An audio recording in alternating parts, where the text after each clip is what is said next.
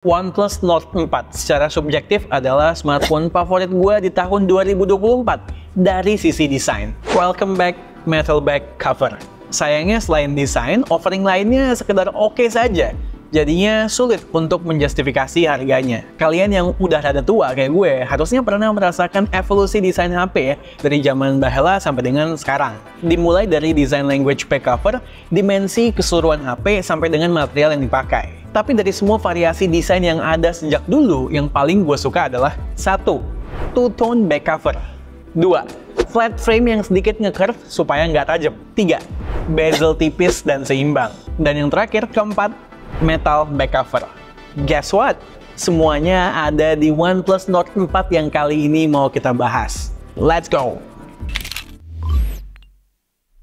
Kurang lebih 10 tahunan lalu, smartphone dengan material metal unibody adalah the bomb. Nggak metal ya nggak premium, tapi perlahan dengan peningkatan kebutuhan teknologi wireless, metal mulai ditinggalkan. Kaca lebih mampu ditembus oleh antena, NFC, dan lain-lain. Solusinya ya two-tone back cover yang merupakan gabungan antara metal dan juga kaca. Komponen yang membutuhkan akses signal yang minim hambatan ditaruh semua di bagian atas yang back covernya kaca. OnePlus bukan yang kali pertama memakai ide ini.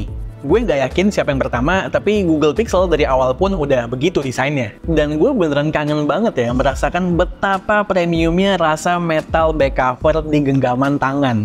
Solid, dingin-dingin metalnya dapet, diketok-ketok feel-nya juga beda. Just info, kita bisa merasakan keset-keset khas metal di back covernya ini. Tapi emang rada licin ya kalau ditaruh di atas permukaan yang kayak meja gitu. Unibody metal, buat yang belum tahu artinya adalah dimana frame dan juga back covernya itu semua jadi satu dalam sebuah cetakan metal. So, ya framenya juga metal dan flat, namun dibikin sedikit nge-curve di sudut, memikirkan kenyamanan penggunanya. Balik ke depan, desain choice-nya sangat tepat ya, karena memiliki bezel yang simetris di semua sisinya. Beneran deh, desain OnePlus Nord 4 ini selain terlihat dan juga berasa ultra premium, juga berkarakter.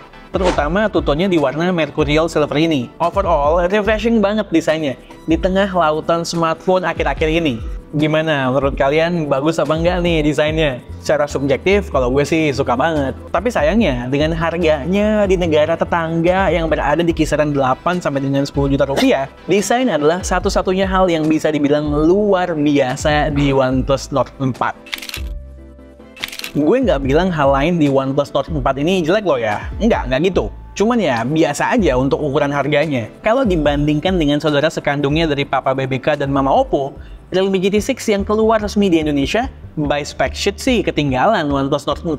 OnePlus Nord 4 menggunakan SoC Snapdragon 7 Plus Gen 3, sedangkan Realme GT6 menggunakan SoC Snapdragon 8S Gen 3. Perbedaan tidak datang hanya dari raw performance-nya saja, namun dari berbagai fitur-fitur yang memang khas SoC flagship yang memang juga adanya di 8S Gen 3. Nord 4 proteksi layarnya masih menggunakan Panda Glass, yang mana secara kualitas masih jauh di bawah Victus 2 yang ada di Realme GT6. Soal layar, garis besarnya sama, kecuali GT6 udah LTPO AMOLED, sedangkan Nord 4 masih AMOLED 120Hz standar. Lalu soal brightness juga jauh lebih terang di GT6. Nord 4 punya keunggulan di layar dengan fitur Aqua Touch. Jadi kalau layar kalian ada basa-basa dikit atau tangan keringetan banget, touchscreen-nya masih bisa berfungsi dengan baik. Yang cukup jomplang adalah dari sisi spesifikasi kamera. Kamera belakang Nord 4 cuman ada dua. Main kameranya 50MP LYT600 dan ultrawide-nya 8MP. GT6 masih bisa kasih lensa tele 50MP, walau ultrawide-nya juga 8MP. Sedangkan main kameranya udah LYT808. Sedangkan buat selfie-nya, secara spec sheet juga masih lebih tinggian GT6. Secara hasil kamera, outputnya juga lebih konsisten, lebih baik di GT6. Lihat nih beberapa sampelnya. Kamera utama, overall tone warna lebih akurat GT6, sama halnya dengan detail di berbagai sikon, lebih oke GT6.